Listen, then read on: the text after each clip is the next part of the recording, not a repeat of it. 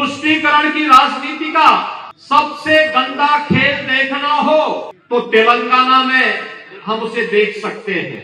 समाज को बांटने के लिए और अपने स्वार्थ के लिए कोई सरकार किस हद तक गिर सकती है, उदाहरण यहां पर मुस्लिम आरक्षण के रूप में है।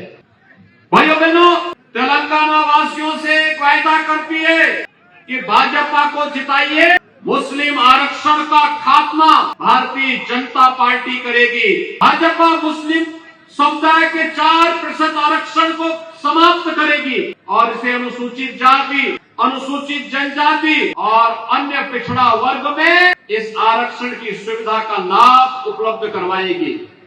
चले अलग, तेलंगाना आंदोलन का प्रमुख उद्देश्य निल्लू, निधुलो और नियामक कानून था, लेकिन सत्ता में आने के बाद के चंद्रशेखर राव ने तेलंगाना आंदोलन के दौरान किए गए मूल वायदों को पूरा नहीं किया है। जब तेलंगाना बना था तब तेलंगाना रेवेन्यू सरप्लस राज्य था, लेकिन आज केसीआर ने राज्य पर उससे भी ज्यादा कर्ज लाद दिया है। केसीआर तेलंगाना को भ्रष्टाचार का केंद्र बना रखा है।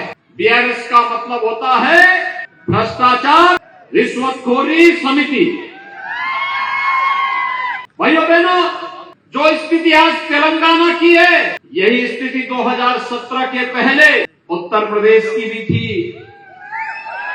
वहां पर भी चाचा, भतीजा और भाई लूटने के लिए निकल पड़ते थे।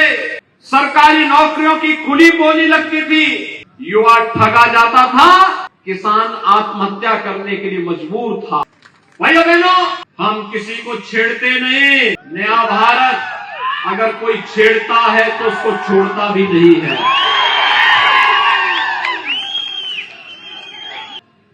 हम सब जानते हैं इस नए भारत में गरीबों के कल्याण की जितनी योजनाएं प्रधानमंत्री मोदी जी ने दी हैं, आजादी के बाद कभी नहीं मिली। गरीबों के लिए बिना भेदभाव के, याद करिए कांग्रेस की सरकार में कहा जाता था कि देश के संसाधनों पर पहला अधिकार मुसलमानों का है, लेकिन मोदी जी ने कहा नहीं, देश के संसाधनों पर पहला अधिकार गरीब का है, नौजवान का है, किसान का है, महिलाओं का है, दलितों का है, वंचितों का है। और मोदी जी ने नारा दिया सबका साथ, सबका विकास। 30 नवंबर को तेलंगाना विधानसभा के लिए चुनाव होंगे और मेरी आप सबसे अपील है, आपका आशीर्वाद डॉक्टर विकास राव को प्राप्त हो।